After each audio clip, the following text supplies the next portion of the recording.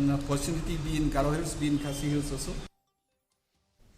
Unong Aiktin Kaseng Federation of All School Teachers of Meghalaya uba Mebon Lingdo nakaliang Kaseng ulai Khublei ya Baroh kibla Kershan ya kajingeki jongki uba Mebon Lingdo ula ong ba kajingeki kadai kabenta banwanra lang ya kiseng ki kenhun bat kiriu shimet na ke imlang sa lang bat ukermen bakani kadai kelat kalenti banwanra ki jingkela ha kejela Ulaong baki seng bahalang babun kilawan ban ai kabam kadi ya kinong hikai mat ki babun ki bliru kila ai ya kajingirap aper kat bakila uba mebon lingdo ulaong ru bakane kajingeki kilawan ra ya kajingya teli hapdeng ki seng Sain Pyrthei aper hakaba kila weng ya ki jingsngo party hakaba kila kershan ya kinong hikai keseng kampat shim kanu kerai lakan beteng ne em ya ki jingeki hadien bakasokar kala ai elaka juban lak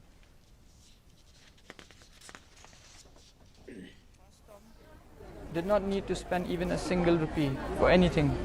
So all these terpals that you can see, these are being sponsored by KSU. The other one was being sponsored by HYC.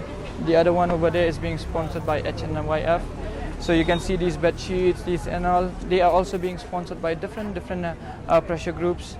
Then Hito and all. I cannot name all of them, but they have all come, and that is actually my dream, where all these pressure groups will come together as one, will stand together for humanity.